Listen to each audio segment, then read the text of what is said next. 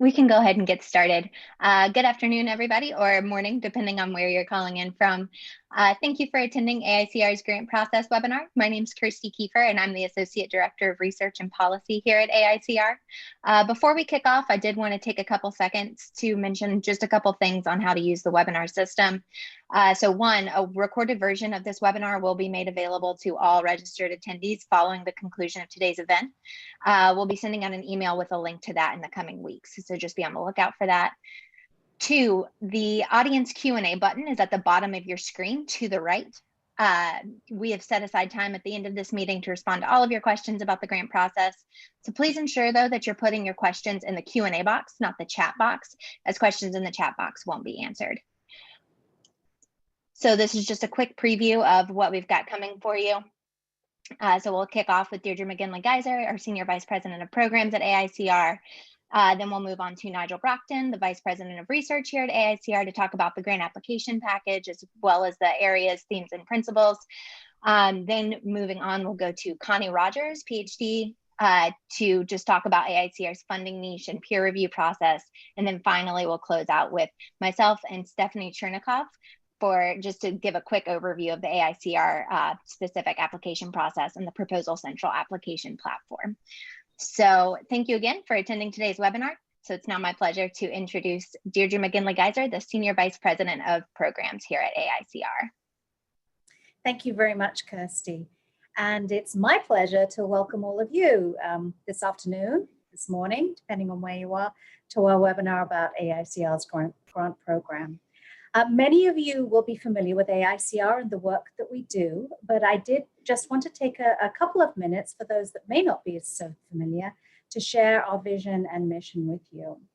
Our work is all about the link between nutrition, physical activity, and weight management to cancer risk, both from a prevention and a survivorship perspective.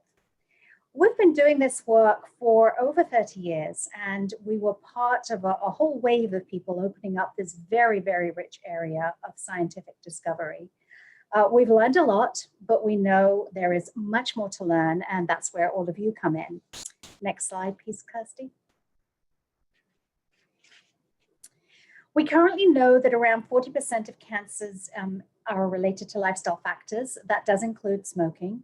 And that translates to many, many lives that could be either spared a cancer diagnosis or indeed saved.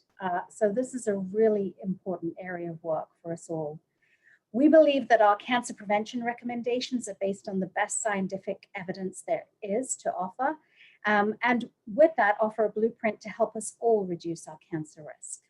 Next slide, please, Kirsty. So we do this work with scientific, public health, and health professional communities. We create tools and programs for individuals and communities to empower them with knowledge and an action plan. But all that work, we know, starts here with the science. Next slide, please, Kirsty. Our grant program and our expert reports are the real lifeblood of all of our work. They give us the authority and credibility for any of the education and communications programs that we're then able to do. So I say again, welcome. We're glad you're here today. And with that, we'll get on to the substance of the webinar. And I'd like to introduce AICR's Vice President for Research, Dr. Nigel Brockton, who will lead the first session of the webinar. Thank you, Nigel. Thank you, Deirdre. Despite all of the Zoom calls we've all done, I still failed to unmute myself at the start. Welcome, everyone. So I'm just going to go through the really the content part of the grant application package. So we can't really do a show of hands, but I'm sure some of you are familiar with and a previous looking at a quick rundown of the list of attendees. I do recognize some of the names on there. So some of you have applied before. Hopefully some of you, this is some new information. And next slide, please, Kirsty. As Deirdre mentioned, we are the world's leading authority on the links between diet, body weight, physical activity, cancer prevention, and survival. And next slide, please, Kirsty. And we've really accomplished this through, if you like, two parallel activities, which has been our funding of grant research and also the ongoing continuous update project. You know, there's definitely been an evolution through the types of research that we've funded. Indeed, as there has been in the continuous update project, which was originally very focused on incidents and is increasingly looking at survival, and that's kind of been mirrored in our funded grants as well. And it's amazing to me that people still think that we're only a cancer risk and prevention organization, but we do cover that whole spectrum. And these two activities are very interrelated in that new data generated from our funded research feeds into the cup, and opportunities and gaps that are identified in the cup feed into our grant funding program as well. So they're very interactive. If you're not familiar with this, I encourage you to look at the continuous update project and familiarize yourself with some of the work that's going in there. Next slide, please, Kirsty. So we do definitely still fund cancer prevention related work because we now know so many of the factors that are related to increased cancer risk. Our focus really is now on what are the mechanisms that drive that, and how are host factors related to susceptibility and interperson risk. Next slide, please. In the cancer prevention setting, anyway. Over the last, I guess, 10 years, not quite, we've certainly moved more into cancer survivorship. This is a growing population, more than 18 million cancer survivors in the US as of 2020.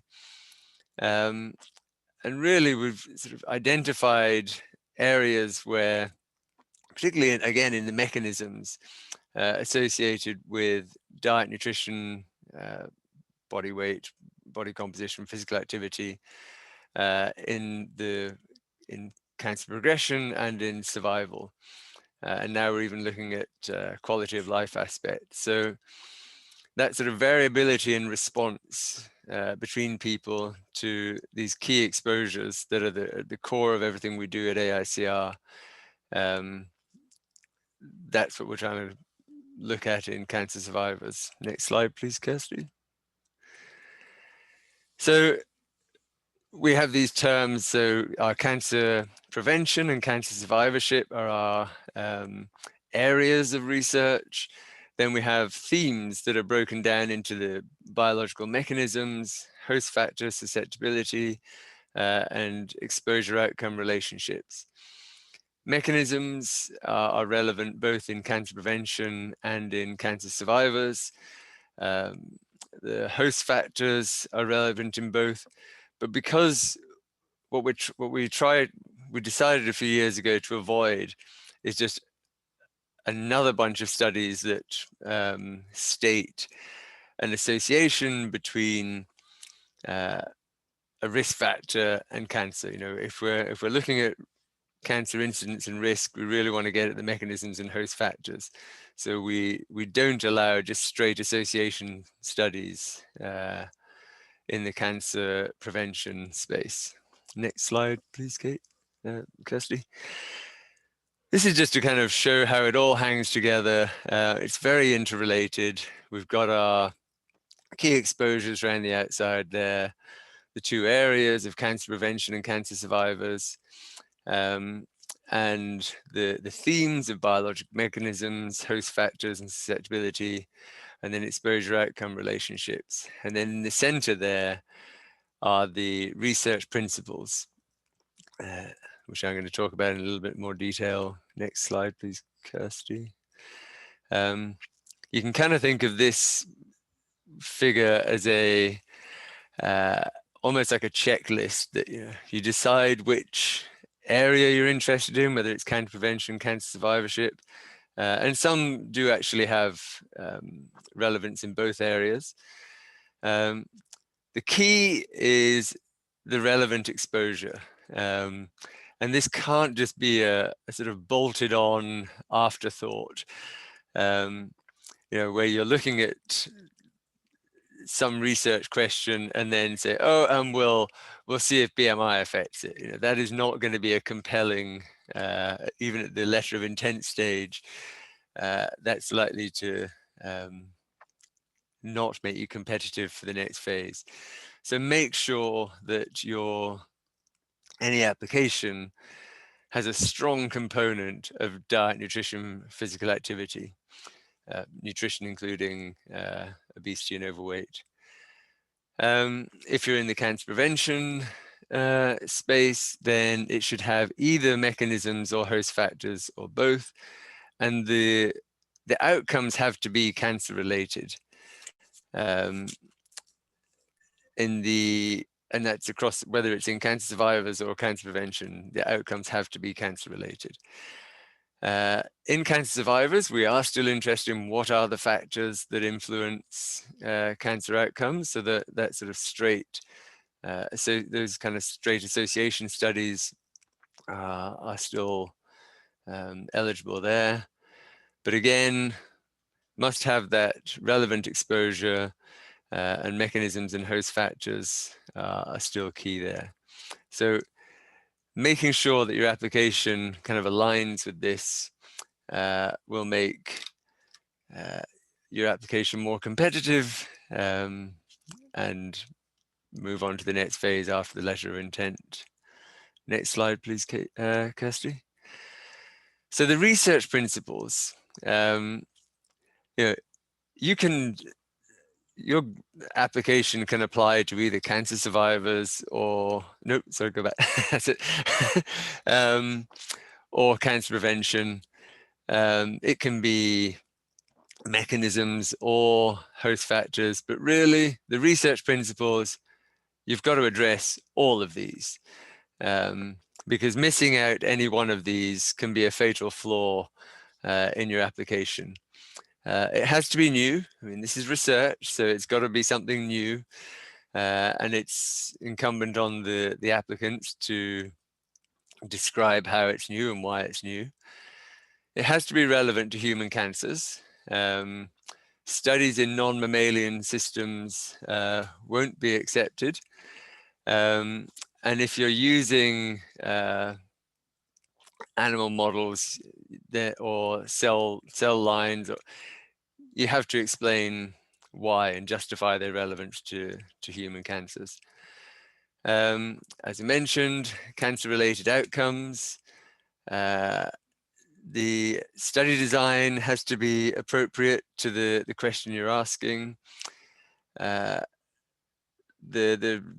relevant exposures, focusing on the role of any of diet, physical activity, body composition.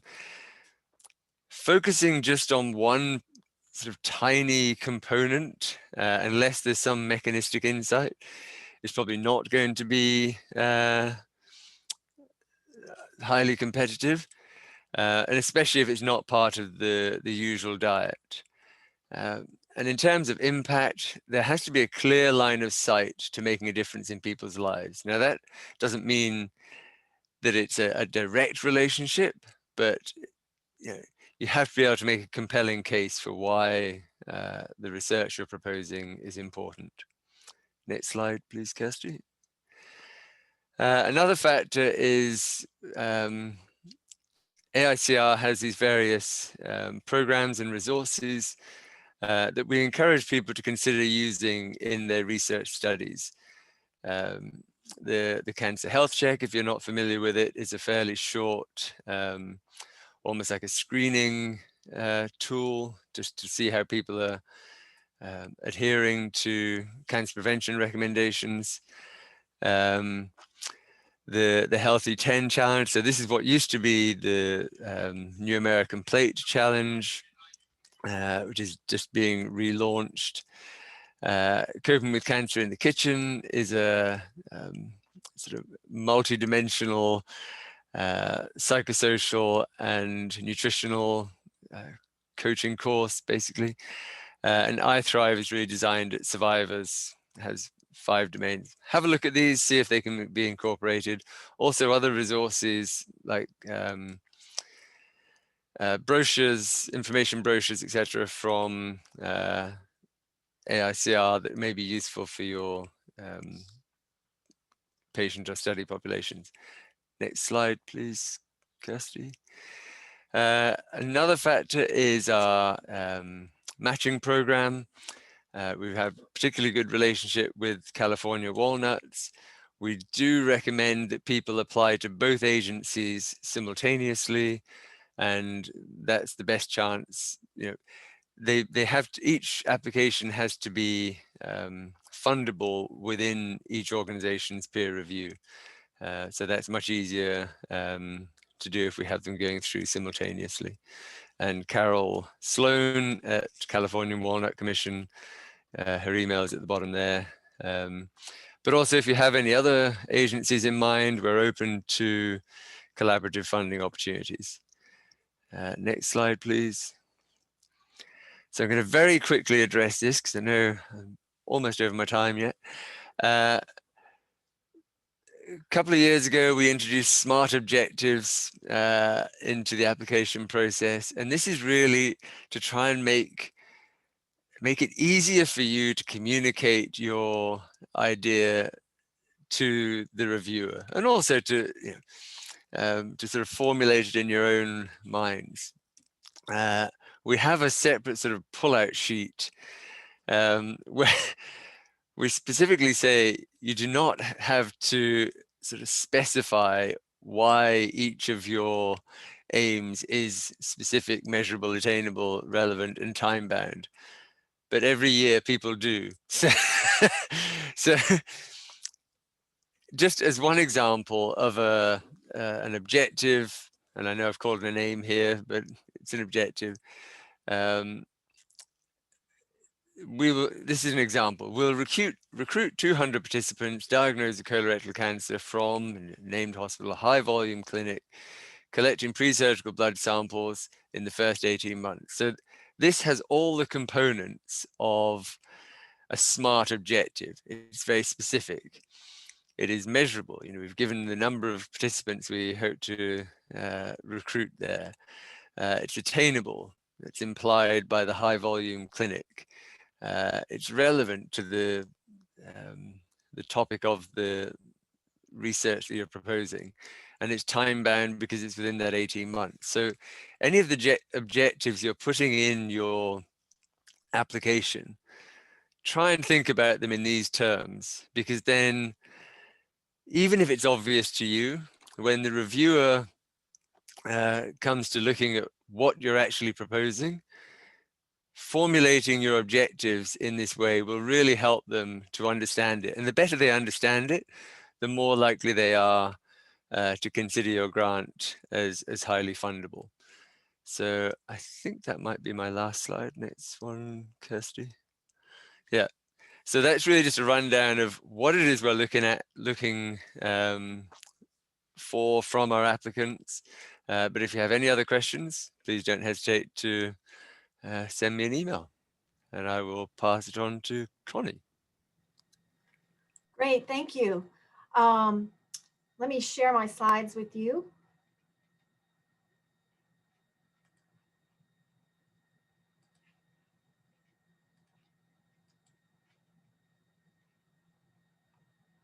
Okay, so I am thrilled to be here talking both from the research perspective and as a reviewer. I've been fortunate to be funded by AICR for a project looking at how physical activity and changes and energy restrictions, so changes in energy balance, affect mammary tumor growth in a metastatic model, and then really exploring the immune mechanisms that may be underlying this link. So that is a project that was funded by AICR. And I want to talk a bit first about the unique niche where AICR can fund investigators. And that's shown on this slide. I think AICR is uniquely focused on questions at this nexus of physical activity, diet, body composition, nutritional factors. And as many of you know, many other funding agencies don't necessarily fund projects within this space. So AICR is very unique. They're very interested in how these exposures and their interactions, which I think is probably some of where the most exciting science may lie, how do these impact cancer risk and survivorships? Importantly, AICR is interested in funding projects that can look at, genes and proteins and metabolites. So at the cellular level, but also at the organismic level. So if you have an animal model or you're doing human interventions, but also looking at population-based studies. So I think it's unique in the sense that the review panel will encourage projects going from cells all the way to populations, which is unlike lots of other funding mechanisms. Additionally, I think what's unique about AICR is this real focus on impact. So from a scope perspective, the grants are fairly small in funds and probably equivalent to an R21. But these funds can be used to really catalyze projects that couldn't occur otherwise. Again, making that link between the diet, the exercise, the nutritional component, and moving a project forward to create a pretty impactful result that then may be used as a catalyst to other funding mechanisms. Okay, so I'm going to switch gears from a researcher to a reviewer now and talk about some of the key components of successful applications. And Nigel already mentioned some of these, but we review applications very similarly using as the criteria used for NIH review. So we care about significance of the problem, obviously with a cancer focus. The approach, are people using the appropriate, the most cutting edge, the most clear scientific design to answer the hypotheses put forward? Is the project novel? And then of course we evaluate the investigator and the environment. Is this project likely to succeed based on where the person is located? We use a very similar criteria as the NIH review and the same scale, with a low score of 1 being an exceptional, knock it out of the ballpark type of grant, and a 9 being an application that isn't particularly well put together. So applications are received, they're disseminated to appropriate reviewers. We have 3 people review the application very, very vigorously. And then in years past, pre-COVID, we would come together and sit in a panel very similar to an NIH style review, just thoroughly discuss the applications that had been reviewed by 3 scientists in the field to come to a conclusion about the scientific merit based on all of those criteria I previously described. Last year, I sat on the panel, and of course we did this remotely, but it was equally as rigorous and interesting review process. We talked about a lot of applications. So the applications that are discussed are thoroughly reviewed, and we try to give the best feedback possible if we think an investigator could do something different so that they could resubmit that application the following year. So with that, I'll end my part of the presentation and turn it over to Kirsty for her discussion with you. Thanks, Connie. So I am going to go ahead and share my screen, and we'll just do a couple short videos on how to use the proposalCentral system. Again, if you do have questions throughout the presentations, please make sure you're putting them in the Q&A section and not in the chat section. Questions will only be answered from the Q&A section. Thanks.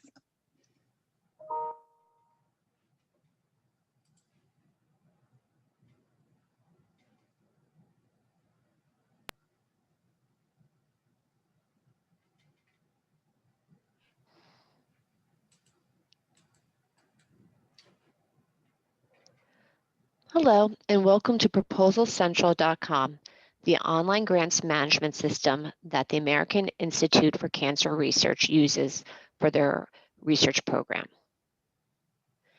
To begin an application, please go to proposalCentral.com.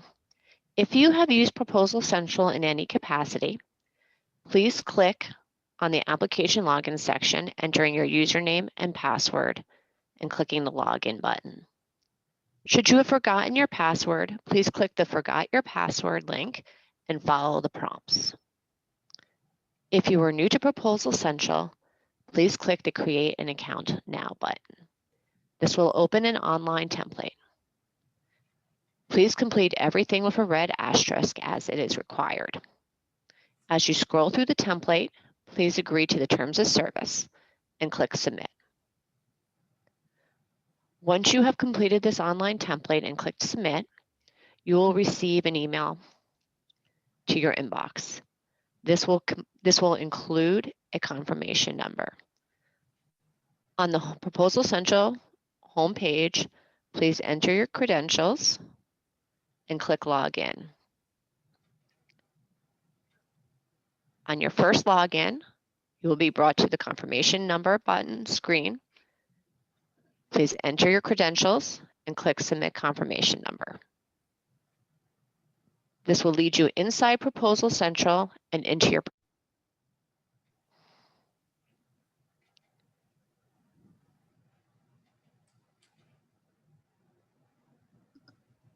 I'm sorry about that. It looks like we're having some technical difficulties with that video. I'm going to go ahead and restart that right now. Just give me 1 second.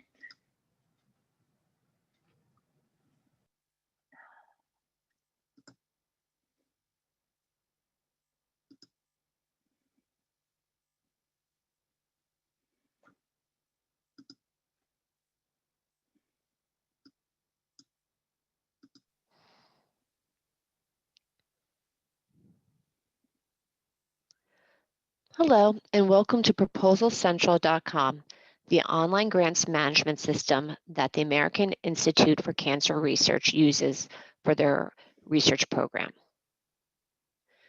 To begin an application, please go to proposalCentral.com. If you have used Proposal Central in any capacity, please click on the application login section, entering your username and password, and clicking the Login button. Should you have forgotten your password, please click the Forgot Your Password link and follow the prompts.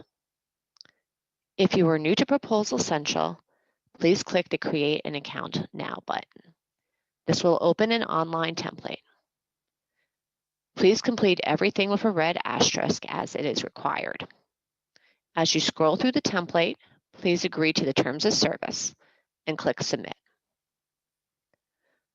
Once you have completed this online template and clicked Submit, you will receive an email to your inbox. This will include a confirmation number. On the Proposal Central homepage, please enter your credentials and click Login.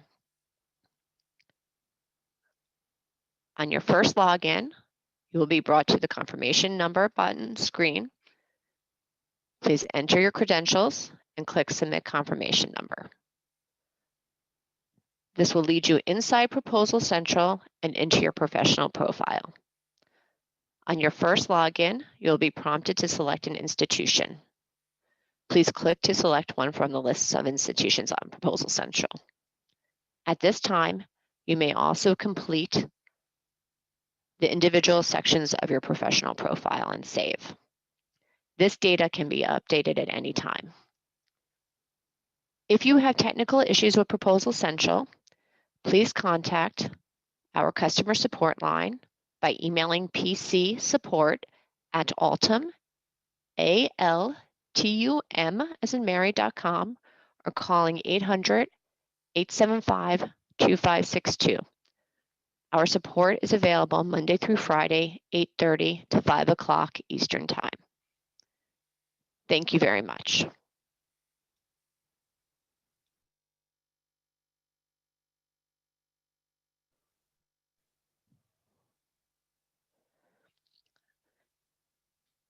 To begin an application for the American Institute for Cancer Research, once logged into Proposal Central, please click the Grants Opportunities tab in the upper right of your screen. After clicking this tab, you will see a Filter by Grant Maker dropdown. All funders on Proposal Central are listed in alphabetical order. Please scroll to the American Institute for Cancer Research and click. As an alternative, on the Grants Opportunities tab, please use the search box. Simply type in AICR. The program will be listed after your search. In the Grant Maker column, you will have a link to the American Institute for Cancer Research website. In the Programs column, you will see an icon to download the program guidelines for this opportunity. The letter of intent and full proposal deadlines will be listed. Please note these dates are subject to change. There will be a link to email the AICR Research Department directly. When ready, click Apply Now. The letter of intent will open. Please note everything that is required in the application will be marked with a red asterisk. When you hit Save on the title page, the application will become interactive. You can jump into the various sections of the application by using the left-hand navigation menu or by clicking the next button on each page. Once you have completed the letter of intent, please click to validate the application. This validation will do a search against all required fields of the application. Once those have been complete, continue to the Submit page. The Submit page will be active until the date and time of the deadline that the AICR has posted for the letter of intent. Should you need technical support for the application, please contact Proposal Central's client support line. Our email address is pcsupport@altum, ALTUM.com. Our phone number is 800-875-2562. We are available Monday through Friday, 8:30 to 5 o'clock Eastern Time. Thank you very much.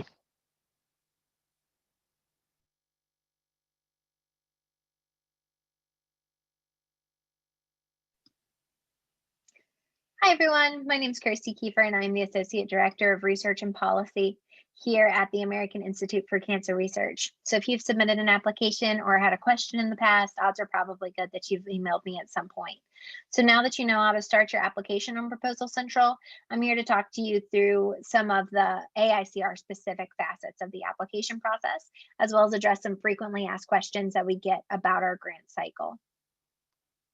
So the first part of submitting any application, regardless of revision status, is going to be the letter of intent. This application is a quick 2-page summary on the objectives of your project, along with some basic information about the principal investigator. Okay, so prior to beginning your application, it is recommended that you go through and read through and understand AICR's grant application package, as well as the letter of intent guidelines and the guidelines for our SMART objectives as well. So all of these documents can be found in the download templates and instructions section of the LOI. So this first tab is where you'll input your project's title and the budget. So for the majority of grants at AICR, our total amount for any 2-year grant is $165,000. So this includes $150,000 in direct costs and $15,000 in indirect costs. Indirect costs are capped at 10% of your direct costs. AICR does offer a limited number of 3-year grants to support epidemiologic or intervention studies that require additional startup time. So these grants can be awarded up to $225,000 in direct costs with a limit of $22,500, and that's 10% of that number in indirect costs for a maximum of $247,500 total. So below is an area for you to input your start date. For all grants at AICR, the start date is going to be January 1st of the following year. So for the 2021 grant cycle, all grants must have a listed start date of January 1st, 2022, which I have here. From here, you can also choose your research area and proposal type. If you're submitting a revision, you'll just go ahead and indicate that right here. And you can find more information on our research areas and themes in the grant application package to figure out which one your project fits in.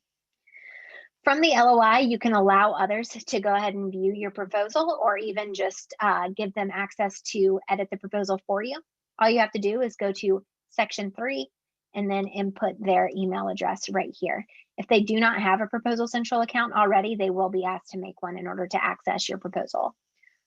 For the next 2 areas, your information should be auto inputted based on your professional profile that you filled out on proposalCentral.com. We receive a lot of questions based around eligibility for a principal investigator based on their position at the university.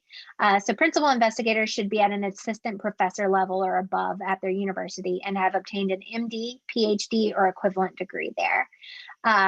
So postdocs are currently ineligible, unfortunately, to receive a grant from AICR.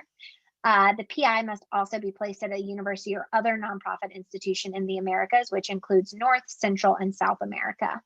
Institutions in other parts of the world who are interested in submitting a grant should visit our sister organization, World Cancer Research Fund, to learn more about their grant program. So next up, it's going to be our scientific abstract, which should be about 3,000 characters and written for a technical audience. You will have an option to put in that lay summary if you are awarded a grant with AICR. So finally, we get down here to the LOI attachments.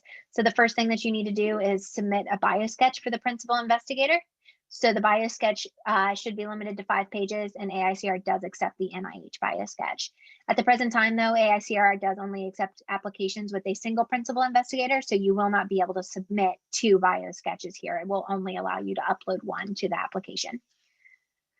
So we also have over here the LOI template. So that's what this is going to look like. So this is where you should input all of the information on your proposal, as well as your 2-page maximum proposal summary. So we've made this template to ensure uniformity in the responses that we get to the call for LOIs. But if you have any issues with filling it out, please let us know by emailing us at research@aicr.org, and we'll get that taken care of. References don't count towards your 2-page limit and should be appended separately, along with any optional tables and figures.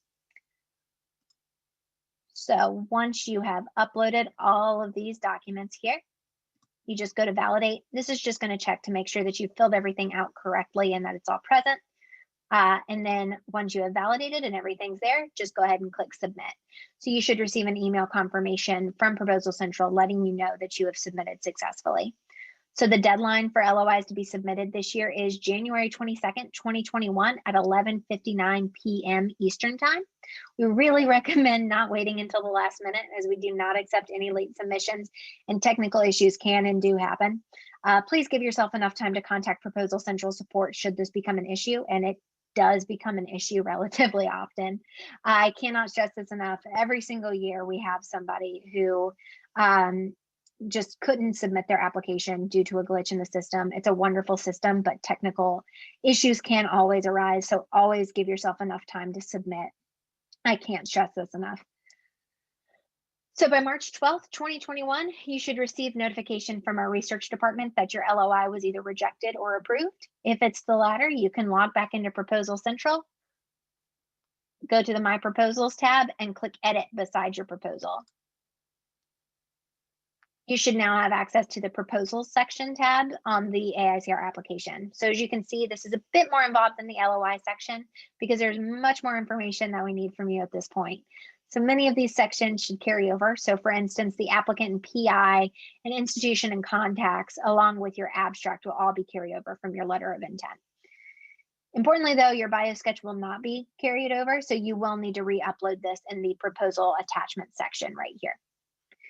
So prior to beginning this portion of the application process, again, it's recommended that you go through and read the grant application process, as well as the new full application instructions, which will be available in the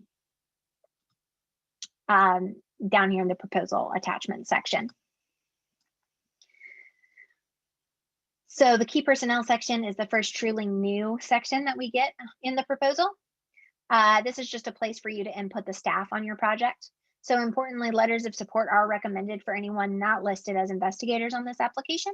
And you can provide information on the qualification of this team in section 9 of the application, the description of their team and research environment section.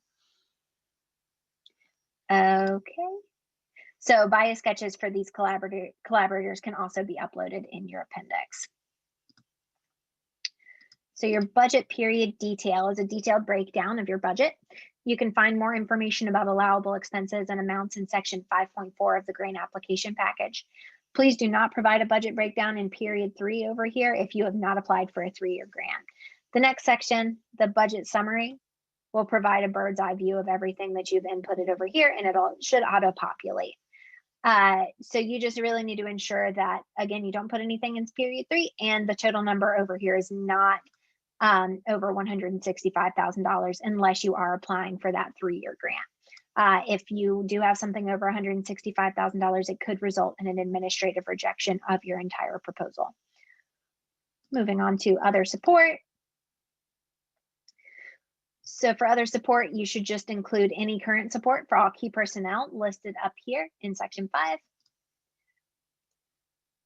Moving on. Organization assurances is pretty self-explanatory. It's just to make sure all of the correct processes are taking place in order for you to move forward with your proposed project at the start date. You do not need to have IRB approval by the time that your application is being submitted. It can always be pending. We do ask, however, that it is ready to go. You do have that approval by January 1st, your start date. Moving on to your proposal attachments. So your proposal attachments are the real bread and butter of your application. So this is where you're going to submit your proposal narrative, as well as your budget justification, your PI's bio sketch, and your proof of nonprofit status. So your proposal narrative is going to be capped at 10 pages. We don't have any kind of template for this, but it just needs to be an outline of your project's background and goals. And so each of the individual sections that should be included in this is outlined in the full application instructions. References are required for this and are not included in that 10-page limit. So this is also where you're going to upload your appendix. Your appendix is capped at 40 pages and can include co-investigator bio sketches, letters of support, and other relevant materials. But please note that reviewers are not required to review this part of your application. So important information that is critical to the success of your grant should not go here. Again, for more information on this, you can consult the full application instructions. So you're also going to need to upload a filled out version of our budget justification worksheet. That's what this is right here. And this is going to be able to be found in the download template section of this page. This worksheet will allow you to elaborate on the items listed in the budget section of your application. And if you have any issues, again, with the template, please contact us as soon as you can by emailing research@aicr.org, and we'll be happy to take care of that for you. So signature pages need to be downloaded from section 14 and re-uploaded here. So they essentially, it's just a couple pages. One of the required signatures is of the applicant, and then another is the signing official for your institution. So once we have those, you just go in and reattach them here. For investigators that are resubmitting a revised application, this is also going to be where you need to upload your response to reviewers' critiques. So these have a 2-page maximum and should address how you have strengthened the weaknesses identified in your in the summary statement that was given to you after your application was rejected. So once you've uploaded all of the documentation, you just need to go in and click validate. Again, this is just going to check to make sure you're not missing anything. Once you've validated, you just can go ahead and click submit. And again, you will receive a notification via email letting you know that your application was submitted successfully. So full applications, again, are due on May 14th, 2021 by 11:59 p.m. U.S. Eastern Time. So again, we highly recommend submitting prior to this deadline to account for any technological mishaps that may occur during the application process. So after you've submitted, all applicants will be notified of funding status within the first few weeks of October, following our grant review panel meeting in August and the board meeting that we have in late September. So once you receive an email alerting you of your acceptance or rejection, you will be able to log into your proposalCentral account and view your proposal and a summary statement of the critiques. If your application was not funded, you will be eligible to resubmit this application during the following grant cycle as a revision. Again, you'll just have to go back in and append those response to reviewers' critiques in the proposal section of the summary. So thank you again for attending our webinar today. As mentioned, if you have any questions that are specific to the AICR grant application, please feel free to contact us by emailing research@aicr.org. For questions about the proposalCentral application system, please contact proposalCentral. All of their contact information can be found right up here at the top of their main page. Thank you so much for attending AICR's grant process webinar. We look forward to reading all of your applications for the upcoming 2021 grant review cycle. Again, if you have any questions, please don't hesitate to reach out.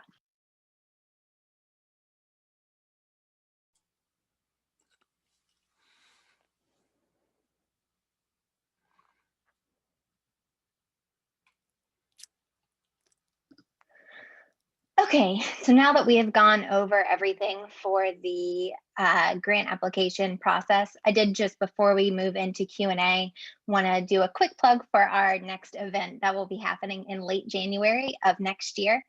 So we are having a lifestyle and cancer symposium that will be completely virtual on January 28th, 2021. From 11 a.m. to 3:30 p.m. So if you are currently signed up to receive information on AICR's grant process, then you will be receiving information as it becomes available on registration, program details, etc. But please keep an eye out for this. If you are not registered, you can go to our website at aicr.org/research and sign up to start receiving those updates. So now we can go ahead and move into our discussion. Let's go. I'm going to ask all of our panelists to come off of mute just in case we have a question for them. So one of the questions that we have gotten a couple times now is how many grants does AICR usually fund per year? So Nigel, do you want to go ahead and take that? So for the last year or this year, we funded 7 grants. The last couple of years, we funded 8 grants. It's really determined by the amount of money we have for grants, and also if we have a matching grant in there, that can mean that we can squeeze in another one. We usually get between sort of 120 and 200 letters of intent. We take forward about 60 roughly to full peer review. And then we're somewhere around 8 to 10 grants ideally we'd like to fund each year. So we're about that sort of 15% pay line, as NIH calls it. Perfect. So the next question that we've gotten is on resubmissions. So as I said in my previous video, we do allow for resubmissions. Nigel, do you want to talk a little bit more about the resubmission process? So we used to have a limit of resubmitting once, but what we found over the last few years is that people resubmitted. It was a really good grant, but didn't quite reach the funding level. It got really close. So we've actually removed that requirement. It still has to get past the letter of intent stage, but we don't restrict the number of times that a grant can be resubmitted. I guess eventually we may say to someone, this is just never going to quite, it's good, but it's never going to, you never know what you're going to get the following year. So it's really difficult to know how competitive something is going to be. But we did feel that some of the grants that were no longer eligible to be resubmitted were good ideas that with one more try might cross that threshold. Perfect, thank you. So one of the questions that we have gotten asked a lot in the Q&A section is whether or not we fund grants from specific areas. So just to reiterate, our grants are all funded within the Americas. So that includes North, South, and Central America.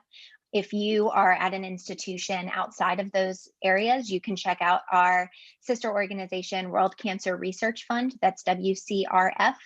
And they have a grant program that funds research in the field of lifestyle and cancer than other parts of the world. Okay, so Nigel, do you want to elaborate on some of the information around what is considered a dietary supplement and what is considered a common exposure within the grant application package? Do I want to? It's a fine line. I mean, we certainly, if you look at the funding history of AICR, it was very much more kind of micronutrient based previously, and it's really what ends up being competitive is down to the opinions of the reviewers in the field and how relevant that is. And if people are looking at one particular supplement, I would say particularly in a cancer prevention setting, it's probably less likely to be successful. I mean, we do have examples of individual nutrients and dietary components that are potentially important in prognosis, and we have one that's looking at bringing cells out of dormancy in breast cancer, but that's related to a specific mechanism, and really you'd have to have a very compelling mechanism to be addressing a specific supplement, and at the end of the day it's down to the reviewers to decide how compelling that is. If it's just looking at a supplement and cancer risk, it's unlikely to get past the letter of intent stage.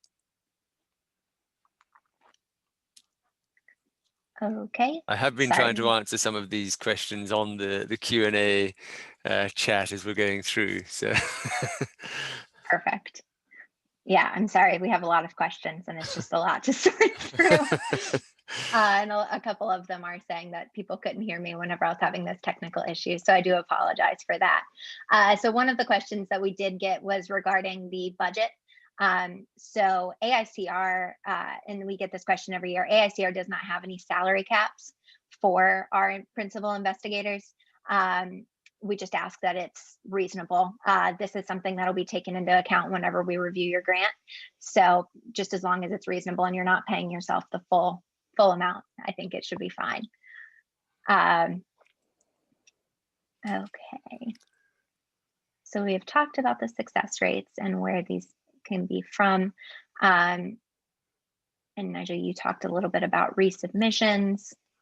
There's a question in there about can a PI be a doctoral student? And no, they have to be at a minimum of assistant professor faculty position. Just yes. Trying to pick out some questions because I know there are a lot to go through. Yeah. So just an administrative question. A lot of people have asked if the slides are going to be available. So a full recording of this webinar will be made available to all registered attendees following the conclusion of the webinar today. So as soon as we get that information and we get it uploaded to our website, we'll be sending it out. So just be on the lookout for that email. And we will talk a little bit more about the slides. We just have to do our due diligence with that. There's a question in there about, it's from Anonymous, some cancer research funders have progressively recognized cancer health disparities in certain racial and ethnic populations. Is this a specific topic area that interests AICR as well? Again, it has to have those exposures of diet, nutrition, physical activity. If there was evidence that they were particularly relevant in a particular social or racial ethnic group, then it would be eligible. So we certainly don't eliminate projects that address those topics, but it would have to have our key exposures at the heart of it as well. So there's a question from Joseph Jerry. In animal models, is it required to have tumors as an essential outcome endpoint? Models can take around 1 year to develop spontaneous tumors. So Nigel, do you want to take that?